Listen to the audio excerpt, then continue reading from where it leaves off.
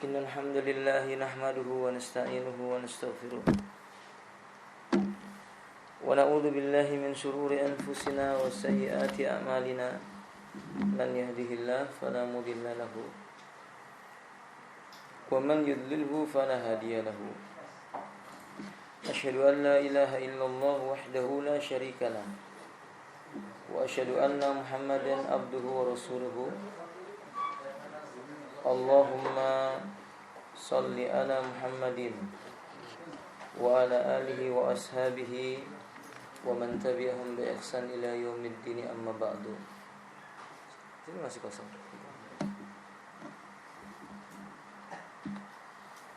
Akhwatul Islam rahimani wa rahimakumullah, selanjutnya dari bab tentang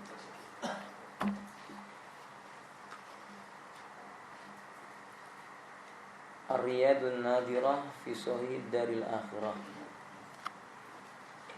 Pasal yang berikutnya, pasal tentang hal yang bisa menyelamatkan seseorang dari fitnah kubur. Yang pertama, al-mautu lailatan aw yaumal jumu'ah. Orang yang meninggal pada hari maupun pada malam Jumat.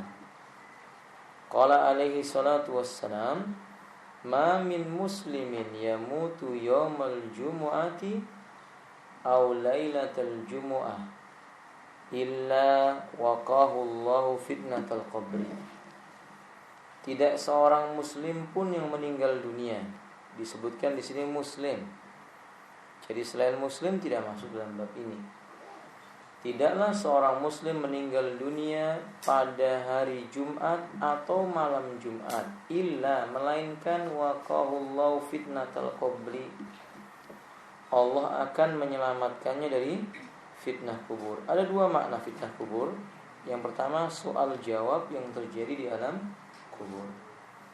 Maka orang ini Allah akan katakan dalam Al-Quran, yakni yusabbitullahu alladhina amanu bil qawli tsabit. Allah kokohkan jawaban yang benar bagi orang-orang yang beriman dengan ucapan yang benar.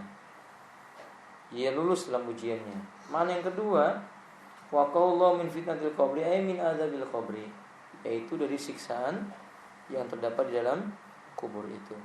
Apa ada siksa kubur? Ada. Berdalilu qaulun Nabi sallallahu alaihi wasallam, ucapan Nabi yang beliau baca dalam doa ketika tasyahud. Allahumma inni a'udzubika min adzabi jahannam wa min adzabil qabri. Itu membuktikan bahwa siksa kubur ada. Yang kedua, al-mabtun. Orang yang meninggal karena terkena penyakit perut. Macam-macam penyakit perut ini, tapi yang jelas itu penyakit ketika menimpa dirinya dia bersabar. Karena memang pada asalnya, kawan, setiap musibah yang Allah berikan kepada orang beriman itu menghapuskan dosa. Ma min musibatin asaballahu 'alal 'abdi illa yukaffiru dzunubahu. Tidak seorang muslim pun yang Allah uji dengan sebuah musibah melainkan musibah itu menghapuskan dosa-dosanya. Dan ketika seseorang diuji oleh Allah dengan penyakit perut, lalu dia sabar, tidak berkeluh kesah, ridha bi qada'illahi, ridha dengan ketetapan Allah. Qala alaihi salatu wassalam, man qatalahu batnuhu lam yu'adzab fi qabrihi. Barang siapa yang wafatnya karena sakit perutnya, dia tidak akan disiksa di dalam kuburnya itu. Hadis ini riwayat Al-Imam Tirmidzi dan Imam Ibnu Hibban, disahihkan oleh Al-Imam Al-Albani dalam kitab Shahihul Jami' nomor 6461. Salisan, yang ketiga, yakni man qutila fi sabilillah wa huwa syahid. Orang yang dibunuh di medan perang jihad fisabilillah. Bila ia syahid, Allah selamatkan dia dari siksa kubur. Dan syahid itu punya banyak keutamaan. Salah satunya kata Rasulullah sallallahu alaihi wasallam, kafa bibariqatis suyufi ala ra'si fitnatan. cukuplah kilatan pedang di atas kepala orang yang berjihad di medan perang itu sebagai ujian yang berat baginya, yang bisa menghapuskan dosanya. Asbabul wurud hadis ini, Rasid ibn Sa'ad radhiyallahu ta'ala, seorang sahabat Rasulullah, mengatakan, ada lelaki yang bertanya, wahai Rasulullah, kenapa orang mukmin ditanya dalam kuburnya kecuali orang yang mati syahid? Maksudnya kenapa orang yang mati syahid saja enggak? Maka beliau mengatakan, kafa bibarikati suib ala ra'si fitnah. Cukuplah kilatan pedang di atas kepalanya itu menjadi ujian yang berat baginya. Maka di dalam kuburnya udah tidak diuji lagi. Kenapa bisa begitu?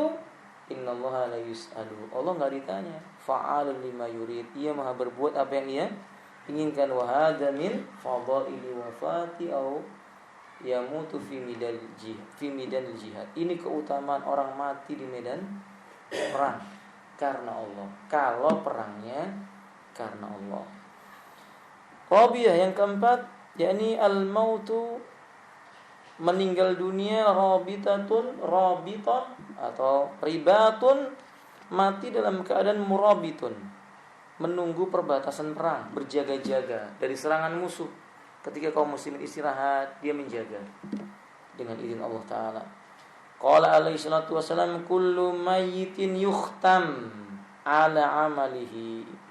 Setiap mayit itu ditutup amalnya. Illal murabit, kecuali mereka yang menunggu perbatasan medan perang. Fi sabilillah, yaitu perang di jalan Allah. Fa innahu yunma lahu amalahu wa yujra alaihi rizqu ila yaumil qiyamah. Sesungguhnya amalnya ditinggikan, pahalanya dialirkan, rezekinya terus sampai kepadanya sampai datangnya hari kiamat. Rezekinya ngalir, amalnya mengalir, kedudukannya ditinggikan oleh Allah Ta'ala sampai kiamat dibangkitkan. Wa ya'manu min fitnatil qabri, lalu diistimewakan oleh Allah dengan diamankan dari fitnah kubur.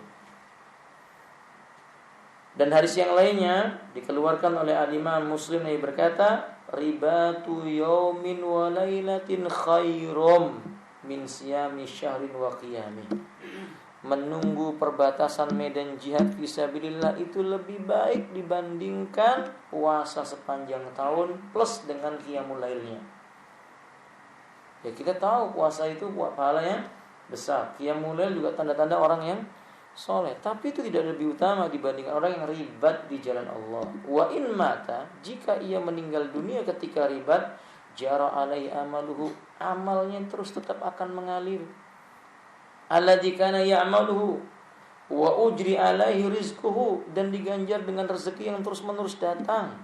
Wa aminal fatan, dan aman dari pertanyaan di dalam kubur. Maksudnya fitnah kubur itu ditanya dalam kuburnya. Ya udah selesai dia. Khamisan qira'atu surah Al-Mulk. Biiznillah, rajin membaca dan mengamalkan isi surat Al-Mulk.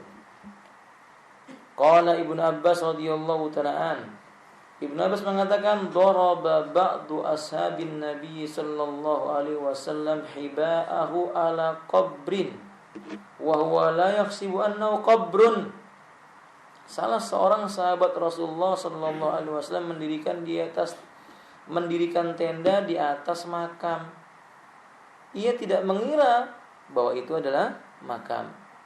Maksudnya dia enggak tahu kalau itu makam. Maka dia bikin kemah di atasnya. Fa idza fi insanun yaqra'u surat at-tabarakalladzi biyadil mulku hatta khatamaha. Ketika orang tersebut membaca surat Al-Mulk, ternyata di sana ada seorang yang tengah membaca surat Al-Mulk sampai tuntas dibaca. Nah, fa'atan Nabi sallallahu alaihi wasallam faqal. Fa'atan Nabi sallallahu alaihi wasallam faqal. Setelah itu ia datang kepada Nabi dan berkata, ya Rasulullah sallallahu alaihi wasallam, inni darabtu khibai ala qabrin. Aku ketika membuat dan mendirikan kemah ternyata itu ada di atas kuburan. Wa ana la akhsibu annahu qabrun. Ketika itu aku enggak sadar bahwa itu adalah kuburan. Fa idza fi sebelumnya di sini kita bisa mengetahui ketika sahabat ini mengatakan aku buat sesuatu di atas kubur tanpa sadar bahwa itu kuburan. Berarti para sahabat tahu kubur bukan untuk apa? Didirikan bangunan. Mereka melakukan itu karena mereka enggak ngerti. Tadinya dia enggak paham kalau itu kuburan. Fa idza fi insanun yaqra'u surata tabarakal mulk. Yani tabaraka al-mulk. Ketika aku ada di sana, ternyata ada lelaki atau seseorang yang sedang membaca surat Al-Mulk. Tabarakalladzi biyadihil mulk wa huwa ala kulli syai'in qadir. Hatta khatama, sampai dia menyelesaikannya. Faqala Rasulullah sallallahu alaihi wasallam, berkata Rasulullah sallallahu alaihi wasallam, hiyal mani'ah, hiyal munjiyah, tunjihi min adabil qabri. Kata Rasulullah SAW, itu surat Al-Mulk bisa menjadi pelindung biidznillah, penyelamat yang menyelamatkan dari siksa kubur. Maksudnya apabila mengamal dan membacakan Al-Mulk bermanfaat. Rasulullah juga bersabda, inna suratan minal qur'ani salasuna ayatan syafa'at li rajulin hatta ghufira lahu wa hiya suratun tabarakalladzi biyadihil mulk. Di antara Quran terdapat satu buah surat, jumlahnya 30 ayat. Ia akan memberi syafaat untuk seseorang hingga diampuni. Surat ini adalah surat Tabarakalladzi biyadihil mulk. Riwayat tersebut dikeluarkan oleh Imam Tirmidzi. Hadis nomor 2893. Juga Abu Daud dan dihasankan oleh Syekh Albani dalam kitab Sahih Sunan Abu Daud nomor 1247. Berarti nasihat buat saya dan Anda, hafalkan apa? Surah Al-Mulk. Dibaca tiap saat. Berapa kali sudah kita baca Al-Mulk? Kawan, berapa kali kita baca Surah Al-Mulk sudah? Ada yang tiap malam? Ada yang tiap malam ya? Ya, alhamdulillah, barakallahu fikum. Yang lainnya tinggal ikuti. Dibaca surah Al-Mulk, bukannya tiap malam, tiap hari, tiap saat. Kalau kita terbiasa menghafal Al-Mulk, mulut kita akan terbiasa. Tabarakalladzi biyadihil mulku wa huwa ala kulli syai'in qadir. Alladzi khalaqal mauta wal hayata liyabluwakum ayyukum ahsanu amala, dan seterusnya. Jadi dibaca ya, ya. Rajin membaca surah Al-Mulk. Ma min muslim yamutu ya. Artinya, ma min muslim yamutu yaumal jum'ah wa lailatul jum'ah illa waqa'allahu fitnatal qabri. Selain itu Nabi mengatakan, barang siapa yang seseorang itu meninggal dunia pada malam dan hari Jumat, melainkan Allah akan selamatkan dari fitnah kubur. Apatah lagi kalau selain dia itu meninggal malam Jumat, terbiasa pula dia dengan membaca surat apa? Al-Mulk. Wallahu a'lam bissawab. Naam. Kemudian berikutnya, anjuran supaya kita memperbanyak berdoa, memohon perlindungan dari siksa kubur.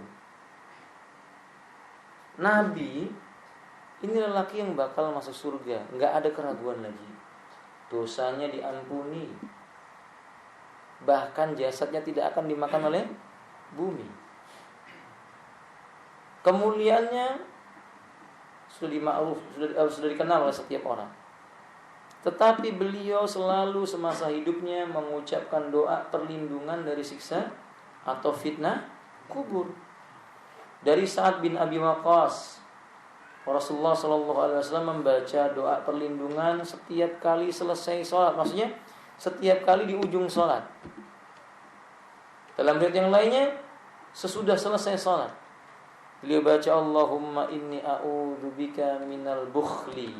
Ya Allah, aku berlindung denganmu dari sifat kikir. Tahu kikir ya kawan? Nah, wa a'udzubika minal jubuni. Dan aku berlindung denganmu dari sifat penakut, pengecut. Kan ada orang mau lewat jalan, temani, kenapa mau lewat kuburan? Masya Allah, takut sama apa? Kuburan. Lawang kita nanti bakal masuk kubur, ya kawan. Iya atau tidak? Iyanya itu enggak semalia. Kayaknya takut-takut. Nah, baik, demikian. Lalu kata beliau, wa a'udzubika an uradda ila ardhil umri. Aku berlindung denganmu untuk dikembalikan kepada umur yang hina. Maksudnya pikun.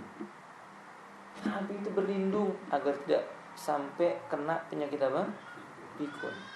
Kita harus sering ucapkan ini, ikhwan. Ucapkan, baca doa ini. Kata beliau, alhamdulillah, wa'udzu bika min fitnatid dunya. Aku berlindung denganmu dari fitnah dunia, huru-hara dunia, hiruk pikuk dunia. Wa a'udzu bika min fitnatil qabri, dan aku berlindung denganmu dari fitnah kubur. Nabi baca ini, diulang-ulang. Dalam satu riwayat Nabi baca 3 kali. Allahumma inni a'udzu bika minal bukhli wa a'udzu bika minal jubni wa a'udzu bika an arudda ila ardhil umri wa a'udzu bika min fitnatid dunya wa a'udzu bika min fitnatil qabri. Riwayat tersebut dikeluarkan oleh Imam Bukhari. Di riwayat yang lainnya dikeluarkan oleh Imam Muslim nomor 588, kata Nabi sallallahu alaihi wasallam dari Abu Hurairah radhiyallahu ta'ala, idza tashahhada ahadukum, bila seorang di antara kalian bertasyahud dalam salatnya, falyasta'id billah, setelah itu hendaklah berlindung dengan Allah dari apa? Min arba, dari 4 perkara. Yaqul, beliau mengucapkan, Allahumma, ya Allah, inni a'udzubika, aku berlindung denganmu, min adzabi jahannam, dari siksa jahannam, wa min adzabil qabr, dan dari siksa kubur, wa min fitnatil mahya wal mamat, dan fitnah hidup serta mati, ujian di masa hidup dan ujian ketika telah mati. Wa min syarri fitnatil masihid dajjal, dan aku berlindung dari fitnah ujian lelaki yang disebut al-masih tapi dajjal, pendusta. Riwayat ini dikeluarkan oleh Imam Muslim tadi ya. Nah, maka ini bukti bahwasanya Nabi apa? Berlindung dari siksa dan fitnah kubur. Itu Nabi. Kita mestinya asyaddu minhu, lebih bersemangat dan lebih bersangatan dibandingkan dengan Nabi sallallahu alaihi wasallam. Nah, dibaca dalam salat kita, dihafalkan. Saya nggak bisa bahasa Arabnya, boleh dengan bahasa Indonesia, minta sama ya Allah, aku berlindung denganmu dari siksa kubur dan fitnah kubur. Aku berlindung denganmu dari fitnah hidup dan fitnah mati. Doa sama Allah. Karena Allah hanya membebankan kepada manusia sebatas kemampuan yang dia. Jadi kalau antum nggak hafal bahasa Indonesia, bahasa Arab, bahasa Indonesia, nggak bisa bahasa Indonesia, Ustaz, ya udah bahasa negara antum, apa bahasanya begitu ya. Antum negaranya mana ya, antum bahasa itu, nggak masalah. Baik. Kemudian bagaimana dengan mereka yang mengingkari adab kubur dan syubhat-syubhat mereka? Sedikit saya tambahkan, kitab Mukhtasar Al-Ma'arij menjelaskan adab kubur itu ada orang yang mengingkarinya, namanya Bishr Al-Marisi. Ada yang membaca Muraisi. Bishr Al-Marisi ini dan orang yang semacamnya ini dan pengikut-pengikutnya yang sesat dan menyesatkan, mereka kelompoknya namanya Mu'tazilah. Golongan ini enggak percaya dengan adanya siksa kubur karena salah faham dengan firman Allah Ta'ala dalam surah Ad-Dukhan, la yadukuna fihal mauta illal mautatal ula. Mereka tidak akan merasakan mati di dalamnya kecuali mati di dunia. Dan ayat ini menyebutkan mereka tidak akan merasakan di dalamnya mati kecuali mati ketika di dunia. Dan firman Allah surat Fatir ayat 22, wa ma anta bimusmi'im man fil kubur, dan kamu sekali-kali tidak sanggup menjadikan orang dalam kubur bisa mendengar. Kata mereka, ayat pertama, andai mereka hidup dalam kubur, tentu mereka merasakan mati lagi. Ini pertanyaan yang gampang dijawab. Jadi menurut mereka, kalau orang hidup itu pasti mati. Tentu kalau mereka hidup dalam kubur, berarti mereka mati lagi. Kita kata siapa orang yang sudah hidup di dalam kuburnya dia mesti mati lagi? Apakah sama hidup dalam kubur dengan hidup di dunia? Nah sama, itulah salah satu bedanya. Hidup di dalam kubur itu berbeda dengan hidup di mana? Di dunia. Kemudian tentang ayat keduanya, mereka mengatakan tujuan penyampaian kalam tersebut untuk menyamakan orang-orang kafir dengan para penghuni kubur. Dalam hal ini mereka sama-sama tidak bisa mendengar. Andai mayit hidup dalam kubur pasti bisa merasa, bisa mendengar, kata mereka demikian. Wallahu ta'ala alam bisawab. Lihat alhamdulillah. Ini syubhat yang mereka munculkan. Yang mereka mengatakan enggak mungkin siksa kubur itu ada. Nah, ini contohnya demikian. Diadopsi orang-orang di negeri kita dan mereka tidak percaya dengan azab kubur. Mereka enggak percaya dengan azab kubur.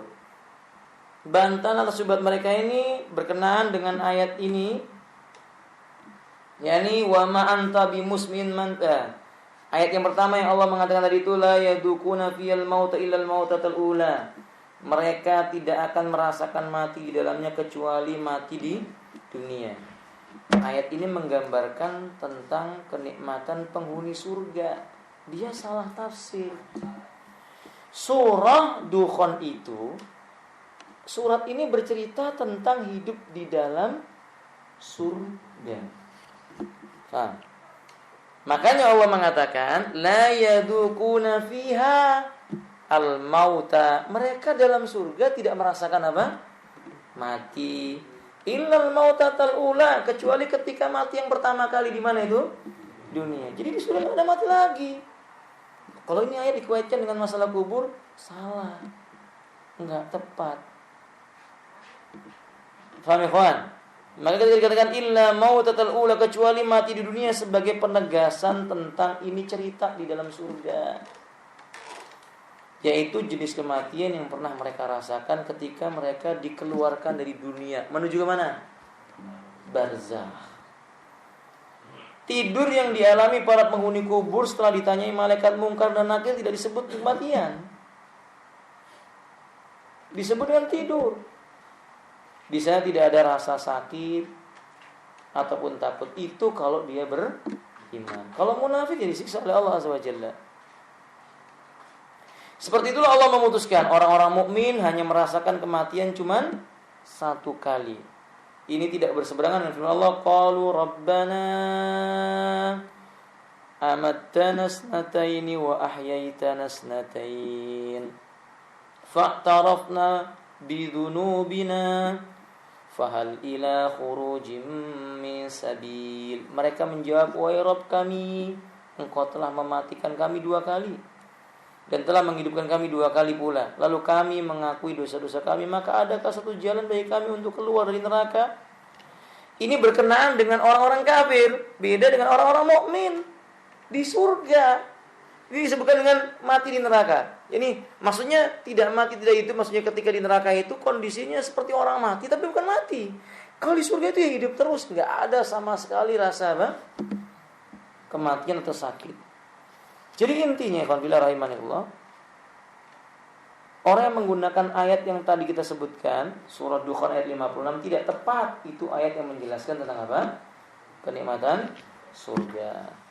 Wallahu ta'ala alam. Ayat yang kedua, ayat yang menyebutkan tentang wa ma anta bimusmi'im man fil kubur, dan kamu sekali-kali tidak akan sanggup menjadikan orang yang dalam kubur itu bisa mendengar. Berdasarkan ayat ini mereka menafikan jika mayit ditanya dan disiksa. Sebenarnya enggak ada di dalam kubur itu pertanyaan. Kenapa? Lawang orang mati enggak bisa dengar, enggak bisa. Orang mati enggak bisa mendengar, enggak bisa menjawab katanya. Kalau dia bisa mendengar, begini maksudnya. Kalau dia bisa mendengar, tentu bisa ditanya. Tapi ayatnya mengatakan bahwa mereka tidak bisa mendengar dalam kubur. Lah untuk apa ditanya? Lah enggak bisa dengar. Itu maksudnya. Pakai akal toh? Pakai akal toh? Ini ciri-ciri atau ini tanda-tanda termasuk sebab-sebab kesesatan itu terlalu menggunakan akal dalam masalah agama. Padahal nggak semua urusan agama harus dicerna pakai akal. Makanya kadang-kadang karena manusia ini tergelincir, enggan mengikuti bimbingan Rasulullah, sahabat dan para tabi'in serta para ulama, akhirnya memahami ayat pakai akalnya. Loh itu lo lihat orang mati nggak bisa mendengar. Nah, karena dia nggak bisa mendengar, berarti nggak mungkin ditanya. Ngapain malaikat nanya orang yang nggak bisa dengar? Itu kan akal kita. Itu akal kita. Jadi mereka menolak pengaruh apa? Pokoknya nggak mungkin dia mendengar. Nah, jika kita menafsirkan ayat ini dengan menafikan pendengaran mayit secara mutlak, Allah hanya menafikan kemampuan Rasulullah untuk membuat mayit mendengar. Kalau kita mau jujur dengan ayat ini menyebutkan wa ma anta bimusmin. Kalimatnya itu anta, khitabnya siapa?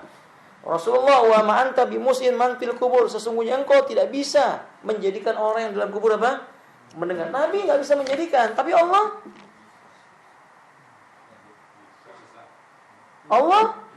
bisa. Kalau Allah mau, Allah tinggal mengatakan kun. Fahimtum ya ikhwan?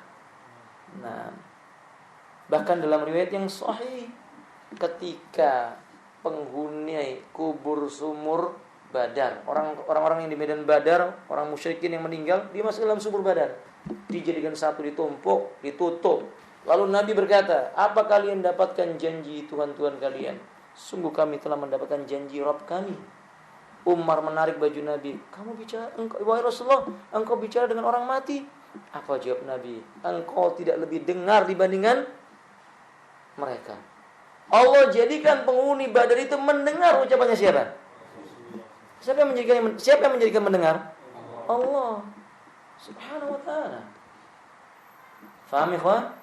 Maka hati-hati kita menafsirkan dengan akal, hati-hati. Di surat Al-Jasiyah ayat yang 8 Allah mengatakan yasma'u ayatillahi tulla alaihi summa yusirru mustakbiran ka'an lam yasma'ha. Dia mendengar ayat-ayat Allah dibacakan kepada mereka, kemudian mereka tetap menyombongkan diri seakan-akan dia tidak mendengarnya. Yakni andai orang-orang kafir tidak mendengar secara mutlak, baik mendengar dengan maksud untuk merespon atau menerima atau mendengar secara mutlak, berarti Quran bukan hujah untuk menentang mereka. Kan di sini disebutkan bahwa mereka itu kalam yasma, seolah-olah mereka tidak mendengar. Tapi untuk apa Rasul membacakan kepada mereka kan gitu? Tapi tetap dibacakan. Ini membuktikan pendengaran dan tidak pendengaran itu sesuai dengan kehendak siapa? Allah Subhanahu wa ta'ala. Ya betul, kita gak bisa membuat orang mati mendengar, tapi Allah bisa. Mungkin apa yang kita katakan gak didengar oleh orang mati itu, tapi Allah menjadikan malaikat untuk menanyai orang mati itu, dan orang mati itu bisa apa? Mendengar. Karena riwayat tentang hal ini sahih. Ini bantahan. Jadi jangan duduk dengan orang-orang yang mengajak kepada syubhat, mengingkari azab dan siksa kubur. Saat kita cuma ngambil baiknya, masya Allah, bisakah kita membedakan yang baik yang buruk kalau kita masih belajar? Yang penting kan ditanfis Ustaz, disaring-saring. Masya Allah, ikhwan, hati kita ini bukan tong sampah. Ngerti nggak? Bukan semua masuk nanti baru dipilah-pilah. Kalau kita milah, tangan kita bau, hidung kita cium baunya, iya nggak? Sayangi hati ini, isi yang baik-baik aja. Faham ya kabillah? Lemes antum kayaknya ini kan begitu, ya atau dia? Kan begitu. Jadi hati-hati. Ini masalah akidah. Ini masalah yang sejak zaman dulu sudah dibahas. Sebelum muncul orang-orang belakangan yang menolak tentang adab kubur dan siksa kubur itu, di dahulu sudah ada yang menolak, ditentang oleh para ulama. Ditulis dalam buku-bukunya para ulama Ahlus Sunnah wal Jamaah. Jadi masalah klasik yang diungkit lagi. Nah, kata Ali. Nah, ini ciri-ciri terlalu mengagungkan apa? Akal. Nah, kemudian alhamdulillah rahimani wa rahimakumullah. Tentang menyaksikan dan mendengar siksa kubur. Ada enggak makhluk yang bisa mendengar siksa kubur? Ada enggak alhamdulillah? Ada. Dalam riwayat Imam Bukhari, hampir semua makhluk mendengar kecuali illa saqalaini, kata Nabi, kecuali saqalain. Saqalain itu adalah jin dan manusia. Itu ada hikmahnya. Apa hikmahnya? Syariat ini menjadi sesuatu yang dibebankan kepada manusia untuk diamalkan. Sehingga ada orang yang meremehkan, ada orang yang mengihtimamkan, mementingkan, supaya ketemu antara yang mementingkan dengan yang meremehkan. Coba kalau diperdengarkan kepada manusia, wah, ikhwan, pasar itu nggak ada yang isi, percayalah sama anak. Sadek dia percaya. Kalau siksa kubur itu diperdengarkan, nggak ada yang di mall hari ini. Tutup semua orang mall itu, tutup. Semua kemana kan? Ke masjid. Sudah selesai adzan sholat isya nggak akan pulang di dalam masjid terus. Terus dia masih terus. Di majelis ilmu nggak pulang-pulang. Rumah paramat nggak akan ditutup ini katanya. Itu kalau diperdengarkan. Wadah? Jangan diperdengarkan. Kita baru melihat orang yang meninggal saja. Itu Masya Allah. Pengennya kita ke masjid sudah. Hari ini misalnya kita dengar ada orang meninggal. Meninggalnya begini-begitu. Masya Allah. Pengen di masjid. Yang agak lama. Dikir dikit gitu. Ditambahin dikirnya, baca Qur'annya. Kalau pintu sudah mulai dibrok-brok, baru apa? Keluar. Tapi 3 hari kemudian lihat. Kenapa? Lupa. Manusia. Insan nisyan. Manusia itu gampang apa? Lupa. Itu ada hikmahnya. Supaya roda kehidupan ini berputar. Maksudnya ketika orang itu tergelincir maka dia taubat. Nah, ini hikmah. Ibnu Qayyim menyebutkan, Ibnu Qayyim rahimahullah menyampaikan ketika Allah berkehendak untuk memperlihatkan siksa atau nikmat kubur pada sebagian hamba, Allah pasti memperlihatkannya kepada hamba yang ia kehendaki, sementara yang lain tidak bisa melihat. Melihat siksa kubur sama seperti melihat malaikat dan jin yang kadang terjadi dialami oleh orang yang dikehendaki oleh Allah. Berarti kadang-kadang menurut Ibnu Qayyim rahimahullah, kadang-kadang siksa kubur itu ditampakkan Allah kepada orang tertentu. Seperti ketika seseorang ditampakkan oleh Allah Ta'ala kepadanya itu malaikat maupun jin. Tapi dia gak bisa menggambarkan karena ghaib. Faham ya kawan? Ghaib, gambarannya gak bisa dicerna oleh akal. Seperti Nabi menceritakan jin itu, Nabi melihat rupa Nabi. Kita gak mungkin bisa melihat jin dalam rupa apa? Aslinya. Nabi menggambarkan ada tanduknya, ada ekornya, bentuknya buruk. Kalau orang mereka-reka, bikin gambar yang ada tanduknya 2, kasih ekor, pegang trisula. Itu yang menggambar, itu mengkhayal. Kadzab, pendusta itu, bohong. Wadih. Nabi ditampakkan oleh Allah Subhanahu wa taala sampai ketika melewati 2 kuburan, innahuma la yu'adzabani, sungguh 2 penghuni kubur ini sedang apa? Itu Nabi. Oh, tiba-tiba ada dua-duanya sedang disiksa. Itu pasti orang gila yang ngomong begitu selain Nabi. Karena dia mengaku Nabi atau yang semisalnya dukun dan semisalnya. Mungkin. Kecuali orang yang dikehendaki oleh Allah Subhanahu wa taala dari kalangan siapa? Para nabi dan rasul. Atau hal-hal yang semacam itu. Nah, makanya saudara kaum muslimin, Syekhul Islam Ibnu Taimiyah rahimahullah menjelaskan banyak orang yang melihat hal tersebut, bahkan mereka bisa mendengar suara orang yang tersiksa dalam kubur. Tapi bukan yang hakiki. Terus kalau sampai hakiki, benar-benar hakiki, mati orang ya walillah. Mendengar siksa apa? Kubur. Antum dengar suara tabrakan yang kenceng aja udah kaget, nggak masya Allah. Datang lihat orangnya ternyata otaknya apa? Antum nggak doyan makan 3 hari 3 malam, mungkin begitu. Sahih? Nah, saya teringat ketika teman-teman menuju ke Aceh, ketika terjadi apa? Itu jarak 2 kilo kan baunya tercium. Begitu semakin dekat melihat jenazahnya, itu nggak doyan makan. Sampai saya ngeledeki teman-teman itu, kita belikan makan paling enak. Pesan dari luar Aceh, cari apa yang paling enak. Disodorkan di depannya, nggak disentuh, ngelihat aja nggak merem, cuma bisa astagfirullah. Itu baru yang diperlihatkan di mana? Dunia. Bagaimana kalau dalam kubur yang aslinya? Illa man sya'allah, kecuali orang-orang yang dikehendaki Allah Ta'ala. Ini pelajaran buat kita ya kawan, setiap kita akan menuju tempat yang itu, yang disebut dengan apa? Kubur. Dan kita nggak tahu, tapi yang bisa kita lakukan adalah nas'alullah ta'ala as-salama wal afiyah. Kita minta terus-menerus kepada Allah, semoga Allah menyelamatkan kita dari fitnah kubur, lalu Allah memberikan kepada kita afiyah, ampunan. Allahumma amin. Nah, kemudian alhamdulillah rahimani wallah, ada yang berkata, gimana kubur bisa diluaskan? Kan Nabi mengucapkan doa, wa wasi' madkhalahu, luaskanlah tempat dia dimasukkan. Gimana diluaskan? Lawang kubur di mana-mana paling segitu. Paling besar, paling luas 1 meter kali 2 atau 3 meter lah. Cuman segitu. Orang di zaman sekarang benar-benar sempit kuburnya. Syekh Utsaimin menjawab, alam gaib itu tidak bisa disamakan dengan alam nyata. Antum tidur di atas kasur antum, berapa ukurannya? Jujurlah, berapa ukuran kasur antum? Yang bujangan. Kalau yang berdua lebih luas, yang bujangan. Berapa kapsul antum?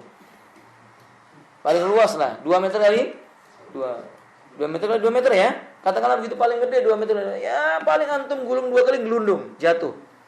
Tapi ketika antum tidurnya antum bermimpi melihat padang yang luas, terasa nikmat, buah-buahannya segar, tamannya indah, udaranya sejuk, tempatnya menyenangkan. Antum bangun seolah-olah kasur antum itu luasnya seluas langit dan bumi. Mungkin enggak ikhwan? Gaib dalam mimpi antum. Makanya beliau mengatakan jangan disamakan alam dunia dengan alam apa? Alam gaib. Jangan disamakan alam yang gaib dengan dalam kehidupan yang nyata. Bahkan seandainya seseorang menggali kubur sejauh mata memandang, kemudian mayat dikubur di tempat tersebut lalu ditutup tanah, orang yang tidak tahu kubur tersebut tahu atau tidak kalau kubur itu digali sejauh mata memandang? Jelas dia tidak tahu. Orang yang dikuburkan itu dia nggak tahu. Nah, kadalik. Tapi hafilah rahimani wa rahimakumullah, yang di dunia nyata tahu, oh iya begini memang bentuknya, tapi yang di gaibnya nggak tahu. Nah, makanya saudara kaum muslimin rahimani, kalau ini perkara gaib kita cuma wajib beriman. Coba lihat di awal-awal surat Al-Baqarah Allah ingatkan. Gimana ayatnya, ikhwan? Ayo ikhwan, alladzina yu'minuna bil ghaibi wa yuqimunas shalah. Orang yang beriman kepada yang gaib, percaya yang gaib. Nah, kata ikhwati rahimani rahimullah.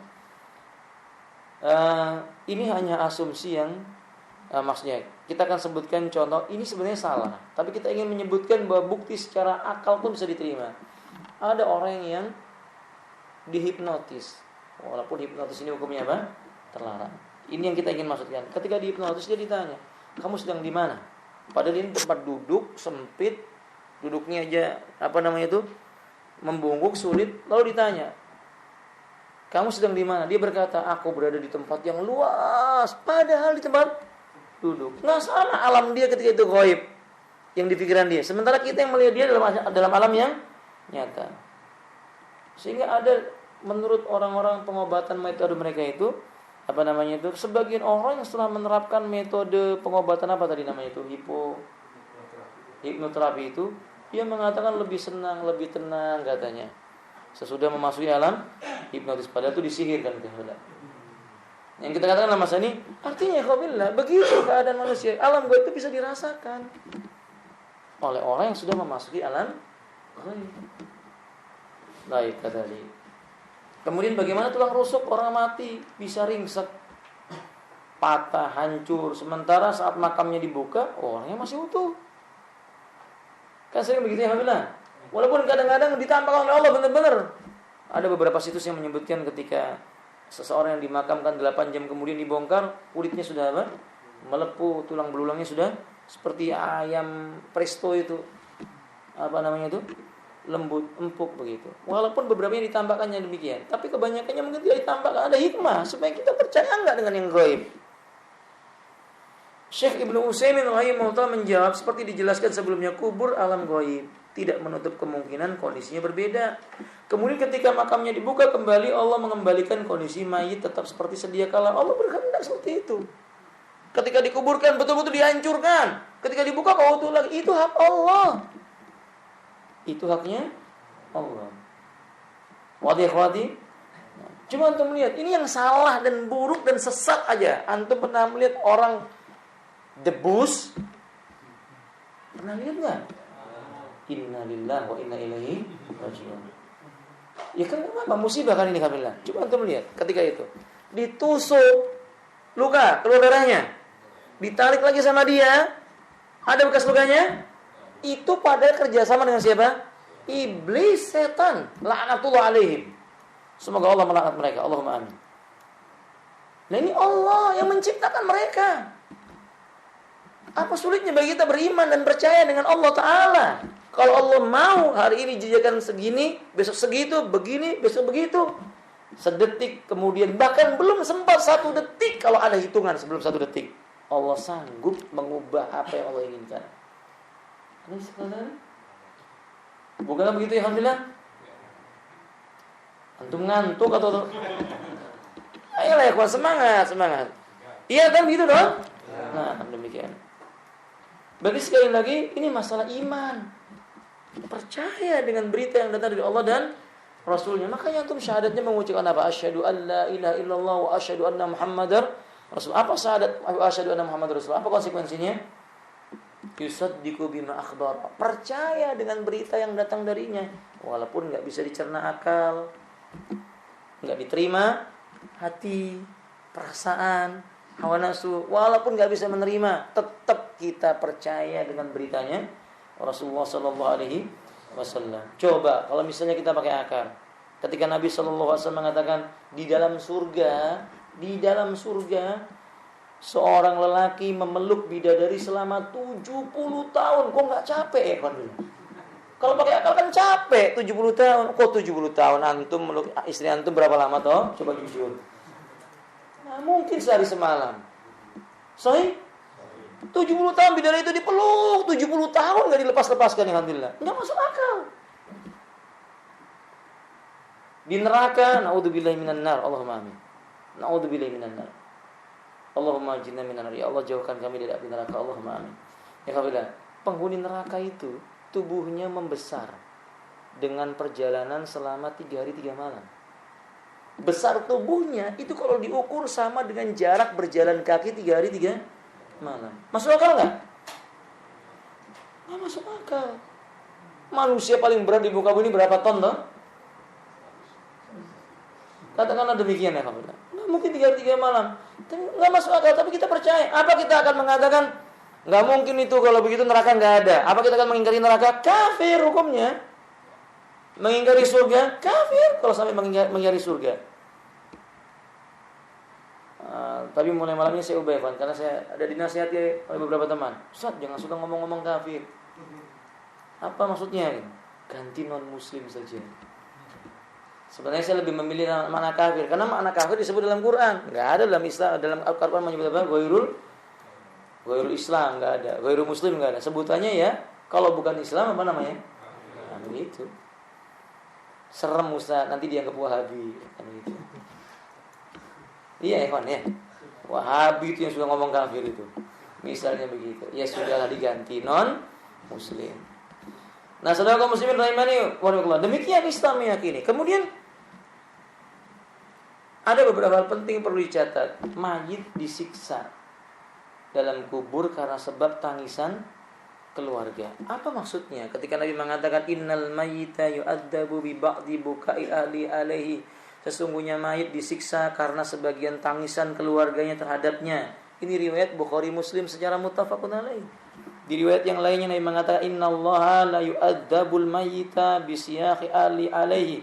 Sungguh Allah menyiksa mayit karena teriakan-teriakan keluarga terhadapnya. Kata Imam Bukhari tentang masalah ini bahwa tentang masalah ini disiksa yang dimaksud di sini, kalau ada orang bertanya, "Loh, bagaimana bisa disiksa? Kan yang berbuat dosa bukan si mayit." Yakni selama hidupnya tidak pernah berwasiat. Jangan ratapi, jangan tangisi saya. Maksudnya kalau menangis yang wajar enggak apa? Maksudnya tangisan niyahah. Ini pesan nih kawan billah. Sampaikan kepada keluarga kita. Nanti kalau seandainya aku mati, jangan nih ya. Jangan berteriak-teriak, itu enggak akan membantu diriku dalam kubur. Berdoalah kepada Allah memohon ampunan untukku. Itu lebih baik. Jadi pesankan. Jangan malah dipesani. Nanti kalau saya mati jangan kamu perlakukan seperti kucing ya. Seperti kambing, ditanam, enggak diyasinkan. Enggak ditahlilkan. Enggak diapakan lagi? Iya, enggak dibuat 7 hari 7 malam. 100 harinya, jangan seperti kucing dan kambing kata mereka. Ini berarti nganjurkan keluarganya untuk apa? Nah, meratapi dan kalau perlu bayar orang, misalnya di tempat-tempat orang-orang di negeri tertentu itu bayar orang ya, dikumpulkan 100, dibilangnya nangis, nanti saya kasih upah masing-masing sekian. Yang penting nanti harus apa? Nah, di mana? Di Cina ya alhamdulillah. Saya baca di sebelah situ, di Cina itu dan di Korea itu sebagiannya, kalau ada keluarganya meninggal dia bayar orang ratusan. Suruh apa? Nangis.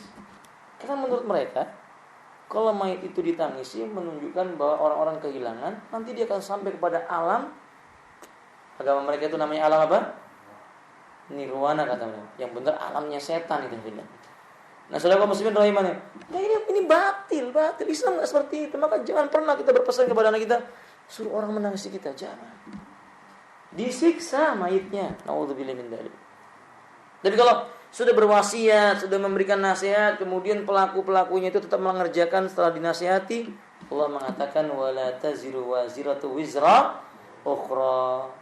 Dosa enggak akan dibebankan kecuali kepada siapa? Pelaku dosa itu.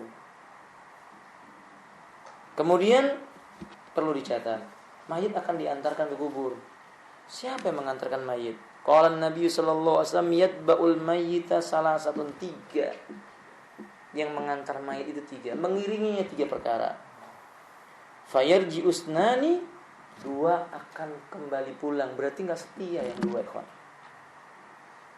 Yang 2 enggak akan setia.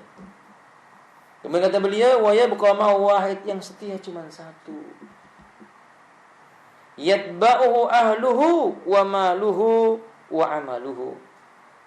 Keluarganya, hartanya, amalnya mengiringinya. Fayarji'u ahluh, pulang kembali siapa?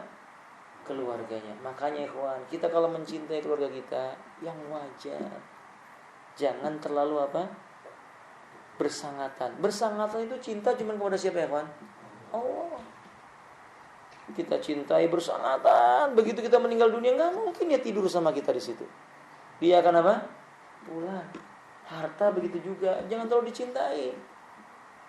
Harta dipegang, gunakan di jalan Allah. Hari ini dapat, esok untuk jalan Allah. Kalau perlu hari ini dapat, hari ini untuk di jalan Allah Subhanahu wa taala. Karena itu yang kita simpan. Ada kemarin Ustaz Zainuddin, pada waktu hari Ahad beliau menyampaikan tentang hadis Nabi sallallahu alaihi wasallam yang secara makna saya katakan, mana yang lebih kalian sukai? Harta ahli waris atau harta kalian sendiri? Maksudnya harta ahli waris adalah harta yang kalian simpan, ujung-ujungnya dibagikan kepada ahli, atau harta itu akan menemani kalian.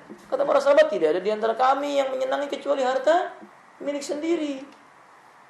Dan Nabi mengatakan harta milik sendiri itu harta yang dikeluarkan di jalan Allah. Aisyah suatu ketika membagikan daging kambing yang telah disembelih oleh Nabi. Sudah dibagikan, ditanya oleh Nabi, apa masih ada yang sisa? Ini pertanyaan Nabi untuk mengajarkan kepada istrinya. Apakah masih ada yang tersisa, wahai Aisyah? Aisyah jujur menjawab, tidak ada yang tersisa kecuali cuman katif. Tahu katif? Bagian kaki kambing atas yang depan. Nabi itu paling suka paha atas kambing itu, katif. Kata Aisyah, cuman katif ya Rasulullah yang tersisa. Kata Nabi, tidak wahai Aisyah, katif itu tidak tersisa. Yang tersisa semua yang telah engkau keluarkan.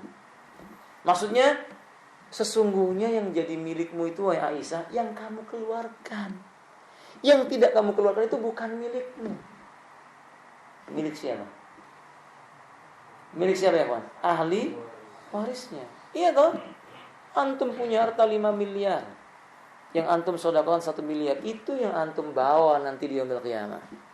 Yang 4 miliar diambil siapa? Ahli waris. Kalau ahli warisnya soleh, ya kita dapat pahalanya. Dia gunakan untuk berbuat kebaikan, dapat apa? Tapi kalau ahli warisnya toleh, naudzubillah, kita nggak dapat apa-apa. Paham tuh ikhwati? Lalu kata beliau yang ketiga apa? Amalnya. Amal yang akan menemaninya, alhamdulillah. Tapi sayang kaum muslimin menganggap amal itu hal yang biasa. Lebih sibuk beramal untuk dunia. Padahal Allah berkata walal akhiratu khairul laka minal ula. Negeri akhirat itu jauh lebih baik dibandingkan negeri dunia. Nah, pada saat itu nanti si mayit akan diperlihatkan, ya. Masih ada waktu enggak, Ikhwan?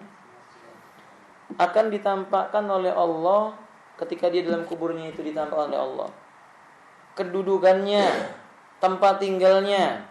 Belum disuruh masuk, masih ditampakkan pagi sore, kabar gembira. Tapi dia diberi makanan dari ahli surga. Makanan surga diberikan kepadanya, minuman surga diberikan kepadanya, bau surga tercium olehnya. Masya Allah, kuatillah. Ini kehendak Allah Ta'ala. Belum masuk dalam surganya, tapi sudah gembira. Ini kias kecilnya begini, alhamdulillah. Kalau antum dikabari oleh orang, akhi, antum ada rumah luas, lebar, lengkap dengan isinya, halamannya ini ada buahnya, tinggal petik, keperluan antum semua dilayani. Gembira nggak antum? Gembira. Antum sakit pun nggak akan antum merasakan. Kapan saya bisa masuk ke dalam rumah itu? Kapan saya bisa menempati rumah? Ditampakkan tiap hari. Kilo rumahmu, kapan? Tunggu. Senang udah ngelihat. Itu baru di dunia. Nabi berkata, semoga Allah golongkan kita ahli surga. Allahumma amin. Inna hadakum idza mata uridu alaihi maq'adu bil ghadati wal asiyyi. Sungguh bila salah seorang dari kalian meninggal dunia, tempatnya akan diperlihatkan padanya setiap pagi dan setiap sore. In kana min ahlil jannah, jika dia termasuk ahli surga, fa min ahlil jannah, ditampakkanlah bagian-bagian tempatnya di dalam surga. Wa in kana min ahlin nar, kalau dia ahli neraka, naudzubillahi minan nar, fa min ahlin nar, maka ditampakkan bagian-bagian ahli neraka. Fa yuqalu hadza maq'aduka hatta yab'asaka Allah yaumil qiyamah. Ini loh nanti tempatmu sampai nanti kamu dibangkitkan pada hari kiamat. Sudah tahu duluan. Makanya ketika dibangkitkan Allah sebutkan idza zulzilatil ardu zilzalaha. Tatkala bumi itu berguncang dengan satu kali guncangan yang keras. Wa akhrajatil ardu asqalaha. Lalu bumi mengeluarkan isinya. Apa maksudnya? Si mati tadi dibangkitkan lagi semua. Ketika dibangkitkan mereka berkata waqalal insan mala. Ini apa? Kenapa begini? Kan orang-orang kafir dalam kondisi hatinya sempit, wajahnya itu yauma tabyadul wujuh wa taswaddul wujuh. Wajah mereka itu muram durja, menghitam. Fa amma man utiya kitabahu bisimali. Adapun orang-orang yang diberikan kitab catatan pada tangan kirinya, artinya mereka sudah mengetahui mereka binasa. Maka saudara kaum muslimin rahimani wa rahimakumullah, setiap orang akan menjumpai ini. Enggak mungkin lari. Bahkan untuk menambahkan beratnya siksa dan bencana yang dialami dalam kuburnya, kadang Allah perdengarkan. Orang mati itu, mayit mendengar di dalam kuburnya tentang apa yang ada di atas kuburannya sebelum orang itu meninggalkan beberapa langkah. Innal abda idza wudi'a fi qabri, sesungguhnya kata Rasulullah sallallahu alaihi wasallam dari Anas bin Malik radhiyallahu ta'ala, sungguh hamba bila telah diletakkan di dalam kuburnya, wa tawalla anhu ashabuhu, sahabat sanak keluarganya berpaling mulai meninggalkannya, wa innahu la yasma'u qur'ani alim, sesungguhnya ketika itu mayit mendengar suara hentakan sendal-sendal mereka. Suara hentakan sendal kaki mereka itu terdengar. Akhi begini, akhi billah. Kalau antum misalnya diantarkan oleh teman-teman antum ramai sekali karena antum mau safar, tapi di pesawat itu cuma antum sendirian penumpangnya. Coba antum bayangkan, penumpangnya cuma antum sendirian, diantarkan orang satu Balikpapan. Senang? Jawab, senang gak? Iya, antum senang. Ketika antum sudah masuk ke dalam pesawat itu, semua sudah melambaikan tangan. Senang? Senang gak ya Kamila? Enggak. Menjadi sedih, sendirian. Gak akan ada yang bisa menghibur dia kecuali apa ya? Kebaikan amalnya. Kalau di orang soleh, ya sudah waktunya dia pergi. Dia sibuk dengan amalnya, dengan baca Quran, zikirnya, dia nikmati untuk berdua-duaan dengan Allah Ta'ala. Itu di dunia. Kalau dalam kuburnya ditemani oleh amal solehnya. Begitu kira-kira gambarnya. Ditinggalkan oleh manusia. Semua gak peduli. Musuhnya, teman dekatnya, istrinya, anaknya pergi meninggalkan dia sendirian. Tinggal yang menemani amalnya, soleh atau toleh, kan begitu. Na'udzubillah.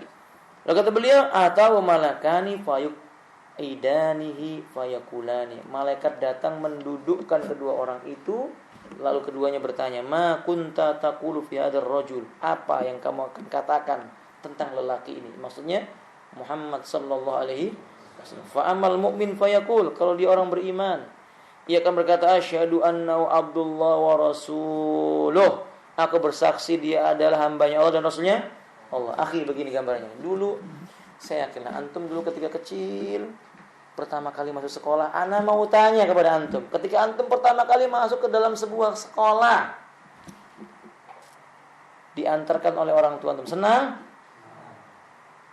Dibawa masuk ke dalam kelas, ketemu sama gurunya, ditinggal, senang antum?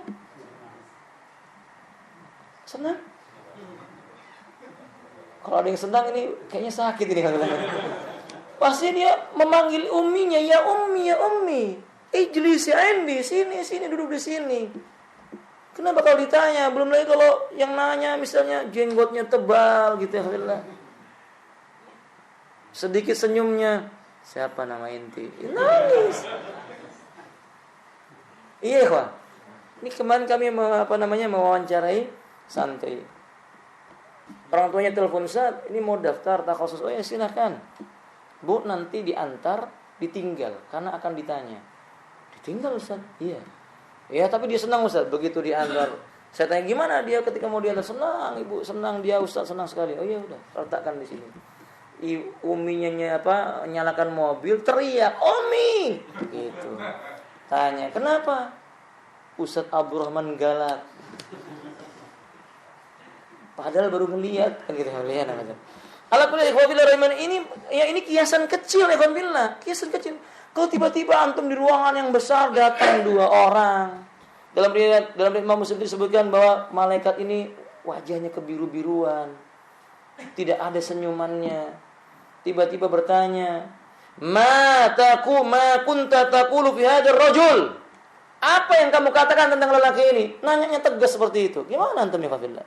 Kecil artinya kecil. Itu sesuai dengan kadar keimanan yang dia miliki dan amal soleh yang dia lakukan. Dan rahmat Allah tentu saja yang atas semua itu kepada orang itu. Bagaimana? Rahmat Allah kepadanya itu akan menentukan dia bahagia tidaknya dalam kuburnya itu. Makanya saudara kaum muslimin, ditinggalkan sendirian.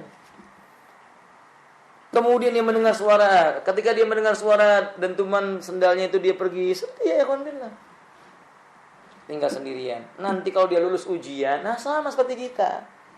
Kalau udah masuk ruangan diuji, selesai ujian dapat kabar catatan, nih loh hasil ujianmu.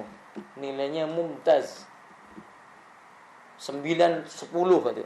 Pokoknya nilainya mumtaz. Senyum antum ya ikhwan. Iya atau tidak? Antum ingat dengan janji orang tua antum? Wah, Umi janji nih. Kalau seandainya saya lulus ujian, diberikan apa? Ini dan itu. Hadiah. Allah pun menjanjikan, bahkan Allah lebih sayang dibandingkan ibu seorang anak. Dan janji Allah itu tepat. Kalau janji orang tua kepada anak, mungkin ada cacatnya. Sahih. Umi belikan sepeda. Kan gak disebutkan sepedanya. Tahu-tahu sepeda roda 3 kan misalnya. Enggak, kan begini ya benar. Kalau janji Allah tepat, surganya Allah luasnya seluas langit dan bumi, rumahnya ada begini begitu, diterangkan lengkap dan dijumpai sesuai dengan keterangan dalam Quran. Bahkan ketika seseorang membayangkan tentang surga di dunianya, ketika dia dimasukkan surga, kata Ibnu Abbas radhiyallahu taala, semoga kita termasuk ahli surga, Allahumma amin. Maka akan dijumpai surga itu jauh lebih indah dari yang dia bayangkan di dunia. Beda dengan dunia. Orang yang membayangkan nikmatnya dunia ternyata jauh lebih rendah. Kalau tadi jauh lebih tinggi. Maaf ya, kalau yang pertama tadi membayangkan tentang surga, ternyata dunia itu lebih rendah. Yang dia bayangkan jauh lebih tinggi dari yang dia bayangkan itu. Bayangannya rendah. Tapi kalau dunia dia bayangkan kayaknya nikmat banget, ternyata dia dapatkan jauh lebih rendah dari yang dia bayangkan. Itu dunia. Sahih. Terkenal lah di sana, wah ada pecel ini enak, lezat, masya Allah. Sampai di sana, masya Allah, cuman pedes pakai apa? Sambal kacang, khalas. Sahih ya. Nah, tapi di antara bentuk kenikmatan surga yang kecil dikecilkan di dunia, salah satunya apa? Nikah. Makanya sebagian orang menyebutkan menikah itu gambaran tentang surga yang dipercepat di dunia. Kedua, majelis ilmu. Majelis ilmu itu gambaran tentang kenikmatan apa? Surga. Kalau orang nggak dua-duanya celaka ya nih, alhamdulillah. Sudah nggak nikah, nggak pernah apa? Majelis ilmu itu celaka, alhamdulillah. Yang sudah majelis ilmu nggak lengkap kalau belum nikah, maka segera menikah. Nah, ini yang belum menikah di belakang kayaknya nih ya. Segera ya alhamdulillah, segera ya alhamdulillah. Masalah kaum muslimin rahimanillah. Nah, saudaraku kaum muslimin, begitu kenikmatan digambarkan oleh Allah Subhanahu wa taala. Baik, kemudian setelah itu ikhwati rahimani wa rahimakumullah, tempat ruh di dalam barzah. Terakhir, pensyarah kitab Thahawiyah menjelaskan ruh di alam barzah sangat berbeda-beda. Jadi ruh itu di dalam barzah seperti di dunia ini, ikhwan, beda-beda keadaannya. Pertama, ruh para nabi. Ini jelas ruh orang yang paling mulia. Ruh mereka berada di Illiyin namanya. Paling atas. Jajaran golongan para nabi, derajat mereka itu paling tinggi. Dan derajat para nabi juga berbeda-beda. Nabi yang paling mulia siapa, ikhwan? Muhammadun sallallahu alaihi wasallam. Kedua, ruhnya syuhada. Tingkatan yang kedua, ruhnya para syuhada. Ini hadisnya panjang, saya akan sampaikan di lain waktu. Kita sebutkan saja kesimpulannya. Ini ruhnya para syuhada. Di mana ruhnya para syuhada? Di tembolok burung yang berwarna hijau. Dan burung ini berkelana. Kemana saja dia pergi keliling surga. Masya Allah, alhamdulillah. Jadi alamnya namanya barzah, tapi ruhnya sudah keliling-keliling kemana? Ini dengan izin Allah SWT. Ya antum ya alhamdulillah, kalau bisa ngelihat semua indahnya dunia ini, antum bagaimana ya? Senang atau tidak? Ya senang. Alaysa kadzalik? Kemudian yang ketiga. Yang ketiga, orang-orang mukmin yang soleh, orang soleh. Ini tingkatan yang ketiga. Rasulullah bersabda, "Inna nasmatal mu'min ta'irun ta'luku fi syajaril jannah hatta yurji'ahu Allahu ila jasadi yawma yab'asuhu." Sesungguhnya orang mukmin burung yang bertengger di pohon surga. Nanti berubah burung di pohon surga hingga Allah mengembalikan jasadnya pada hari dibangkitkan. Wallahu a'lam bishawab. Yang keempat, ruh orang muslim yang berdosa tapi muslim. Dia berbuat dosa. Tempat ruh orang yang berdosa berbeda-beda berdasarkan golongan dan dosa yang diperbuat. Pensyarah kitab Thahawiyah menjelaskan ada sebagian ruh yang tertahan di pintu surga. Apa ini sebabnya, Pak? Hutang. Nasallallahu taala assalamu alaihi Allahumma amin. Ada yang tertahan di kubur. Ada juga yang berada di tungku para pezina, naudzubillah, direbus hidup-hidup, disambar api dari arah bawah. Yang lain ada yang berenang di danau darah. Setiap kali dia sampai di pinggir, mulutnya dibuka paksa, dijejalkan batu-batuan dari api neraka, naudzubillah min dzalik. Ada yang kepalanya dibentur-benturkan ke batu. Ini orang yang tidak pernah sholat wajib. Orang meninggalkan sholat. Ada juga yang disiksa dengan pengait besi yang ditusukkan ke dalam leher hingga menembus tengkuk ke belakang, sampai ke belakang. Ada pula yang ditarik sampai dari dada ke punggung. Na'udzubillah min dzalik. Nah, kemudian ada orang yang di sini sebutkan orang yang dikaitkan dengan pengait sampai tembus ke tengkuk, inilah orang yang berdusta hingga dustanya mencapai ufuk ke ufuk, memenuhi langit. Naudzubillah min dzalik. Pembohong besar. Naudzubillah min dzalik. Yang kelima, ruhnya orang kafir. Nah, pensyarah kitab At-Thahawiyah menjelaskan ruh orang kafir berada di bumi. Dalam Syekh Ibnu Qayyim rahimahullah ta'ala menjelaskan ruh yang berada di bawah bumi tidak bisa naik ke atas. Maksudnya ruhnya orang-orang kafir. Dia enggak mencapai ke tempat yang mulia. Nah, kemudian kita tutup dengan rahimani wa rahimakumullah. Kalau kita sudah terlalai dengan dunia, banyak-banyak ingat mati. Caranya mengunjungi dan menziarahi apa? Kubur. Mendatangi dan ikut menyaksikan penyelenggaraan jenazah. Itu hati kita biar apa? Lembut. Kalau kita memasuki pekuburan, ucapkan assalamu ala ahli diyar. Assalamu ala ahli diyar minal mu'minin wal mu'minat, minal mu'minina wal muslimin, wa yarhamullahu al mustaqdimina minna wal mustakhirina, wa inna insyaallah bikum lalahikun. Nah, dibaca ya. Saya rasa begitu alhamdulillah. Soal di pertemuan yang berikutnya kita akan sebutkan tentang umat ini diuji di dalam kubur. Ujian yang akan dirasakan oleh umat Islam di dalam apa? Kuburnya. Kita akan bahas itu dan juga kita akan terangkan tentang tanda-tanda kiamat, terutama kiamat kecil. Kiamat kecil itu kan kiamat sughra dan kiamat kubra. Tanda kiamat sughra. Kiamat kecil itu misalnya mati. Ya, seperti tanda-tandanya tanda-tanda udah mau kiamat, udah mau mati maksudnya. Tanda-tandanya seperti kulit yang berkeriput. Antum sudah ada yang berkeriput? Kemudian bau yang berbeda. Orang itu alhamdulillah kalau mau mati udah tua itu kan baunya beda. Kemudian rambut sudah putih. Walaupun ada seseorang yang meninggal dunia, 3 tanda yang kita sebutkan tadi nggak ada semuanya. Tapi itu untuk memberi isyarat kepada kita. Ini maksudnya begini, alhamdulillah. Antum jangan merasa ini khusus yang disebutkan Ustaz tadi itu ya, yang putih. Jangan kira begitu ya ikhwan. Karena orang yang rambutnya masih hitam, badannya kekar, kuat, baunya masih wangi, juga mati.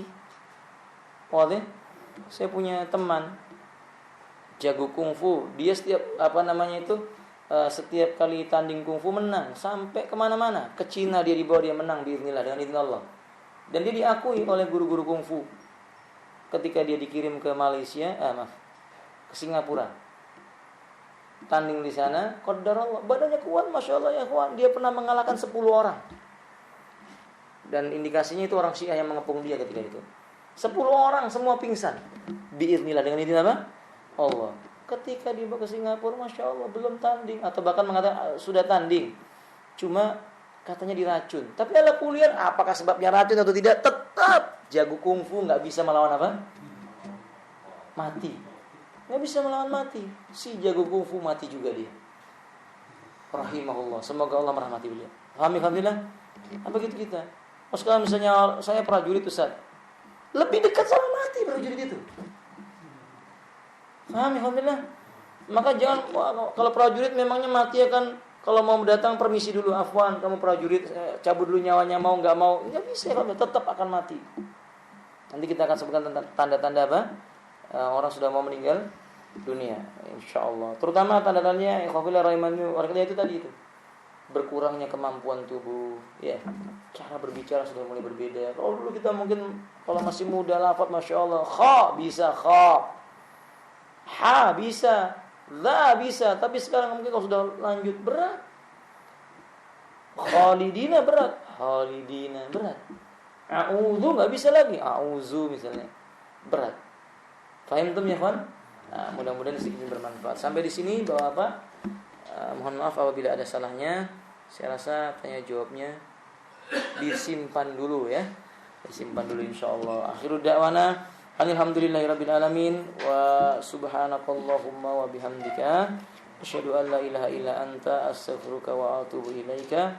Assalamualaikum warahmatullahi wabarakatuh.